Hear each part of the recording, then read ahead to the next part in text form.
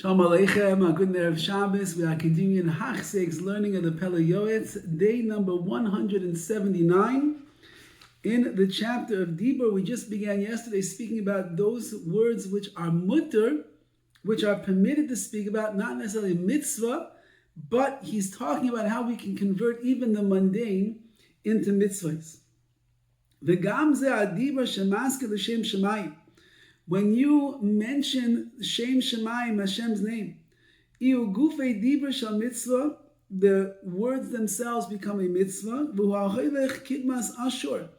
and you will go in the ways of the upright, which means anytime that you mention Hashem's name, you are certainly bringing your deeds into the right place.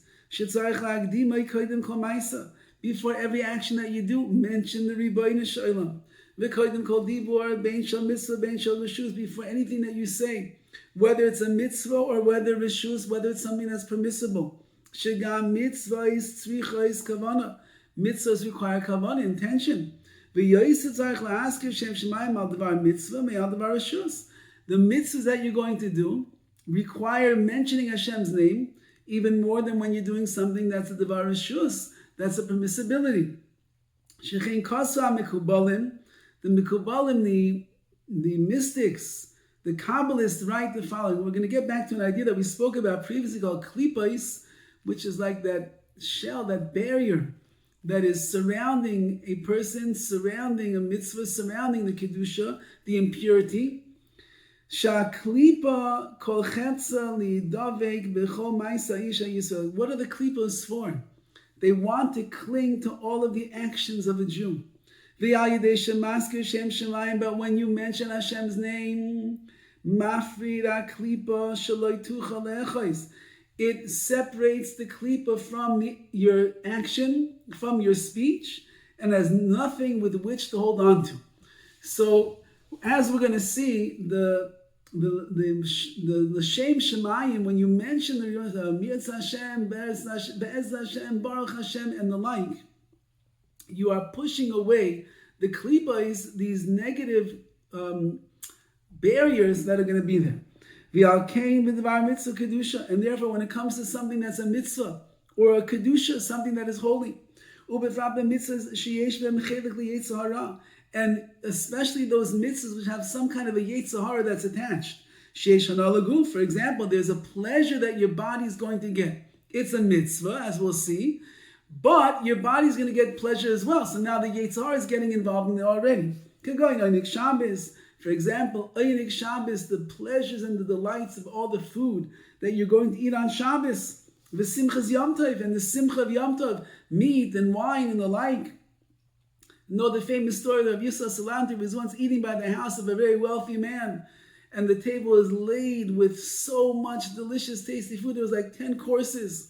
And with every course, the rich man would pick up the fork before he ate it, and he would look like a holy Jew, and he would say, L'kavod Shabbos Kodesh, And then he would eat the soup, L'kavod Shabbos Kodesh, And then the fish, and then the this, and the salad, and the potatoes, and the rice, and the meat, and the chicken, and the kugels, L'kavod Shabbos Kodesh. Rabbi Yisrael Salanter couldn't take it anymore. By the time he got to like the 7th course, so the man picked up the fork, and he's about to say, L'kavod Shabbos Kodesh, and Rabbi Yisrael Salanter said, L'chavod your boich. It's all in honor of your stomach and your gut. You did not have in mind L'chavod Shabbos Kodesh. Says the Pele Yoetz, there are mitzvahs that we have to do that the yetzer hara gets involved, and we can lose ourselves in there. And therefore he's saying, when you get to those mitzvahs where there's hanas aguf, umitzvahs oina kedayma, so too the mitzvah of being together with one's wife at the right time of the month. All of those have physical pleasures. And since that you could elevate the action and make it into a world of kedusha, the klipos are trying their best to grab on and hold on to them, and take its own portion with it, which means it wants to remove any kedusha that might be there. That's the chiyus, that's how it survives, that's how it lives. Al derech nichsiv, like it says in the pasuk in Tehillim, Saviv Rashayim Yishalachon. The wicked, meaning the klipa, in circles around the people, around the mitzvahs, around the good things that people are doing. And it tries to usurp the kedusha that is there.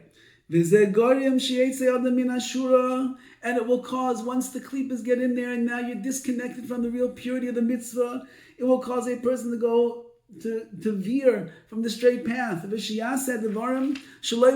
do things not for the sake of heaven. And specifically in the mitzvah of relations between a husband and a wife. When the klippa grabs on, it's terrible. It causes a very bad soul to come to the child that's going to be born of that union. So what is the takana? How do we fix this up? Before everything that you do, before you perform it, and you should speak before anything that you do, say this is for the sake of the yichud, the unity of HaKadosh Baruch Hu and the Shechina. I'm coming to fulfill this particular mitzvah, whatever it is going to be. Einig Shabbos, Simchas Yom Tov, Einah, whatever the mitzvah might be. I want to give pleasure to our Creator, the Sakin of the Devar Misharoshen, and let me fix up these things in the roots. The Malkim Elyon in the higher worlds, and then in more psukim, all about the Inayim Hashem, the pleasant ways of Hashem. Now he's saying, before every mitzvah that you do that has some kind of physical activity involved, where the Yetzer Hara just rears his ugly head, say these words and it'll push that Yetzer Hara away.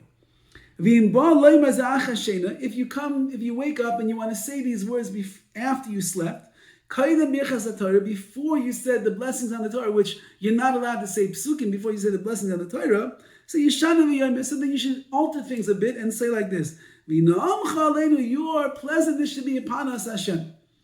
And then the sitra acha, the evil forces, have no power to grab, to cling, and to grab onto that mitzvah. When you say the right words beforehand, l'shem shamayim, for the sake of Hashem, and you bring HaKadosh Baruch Hu into the picture, you can push the negativity and the koiches atuma, the powers of impurity, away. V'afilu im lo yaseh oisa kol kach ketikun lishma. Even if you don't do the mitzvah the way it's supposed to be done, and you don't do it lishma, for the sake of Hashem, it still goes to the highest places. Legavoya salka, it will ascend to the heavens, because the asay dibor, the words that you have said where you bring Hashem into the picture, umapik midei machshav, will override the imperfect machshavas thoughts that a person has. So even if you're not completely shem shemayim, and your action is not the way that it's supposed to be done 100%, but Hashem heard you say, it should be like this, it elevates, it brings everything up. That's the koyach hadibor, the power that we have. Mitzvah, one mitzvah brings about another mitzvah. If when it comes to the mundane actions, your ears hear these words when you're speaking about Hashem, what comes out of your mouth, I'm doing this right now for the sake of serving Hashem. If that's the case, how could I spend too much time doing these things? How could I be mevatel, nullify the real service of Hashem I should be doing? To do this action over here, I should get so involved in this mundane activity and take myself away from doing the real things that are going to be closer to Hashem? And how would you ever be able to bring anything prohibited into the action that you're doing? You wouldn't. You'll live on a different plane of kedusha. Nimsa the ase maisa umapik midei dibur. Then the action that you're doing is going to come to even override the speech. It's going to be even loftier. V'yoyeshem b'shamayim yitzchak alav HaKadosh Baruch Hu will be in Shemayim laughing, which means that he will be rejoicing over the fact that even your small actions, you mechazik everything. Therefore, put it in your heart to do things in the right way. Everything should be measured in proper places, the proper time. And you do it l'shem yichud kudsha bichu, for the sake of the Rebbeinu Shalom. You took your exercise routine, just became a mitzvah. You're sitting down to dinner, just became a mitzvah. You're having a little late night snack because you need a little extra to give you a good night's sleep, or you have to learn a little bit and it's going to help you. It just became a mitzvah. You're going to have a conversation with your wife about the bills, about the budget, about the upcoming school year. L'shem yichud kudsha brichu. That conversation just became a mitzvah, and so on. All of the activities that we do in our lives, if we bring the Rebbeinu Shalom into the picture, then everything gets elevated to the status of a mitzvah. What a schus, mamish, what a schus we truly have. All the best.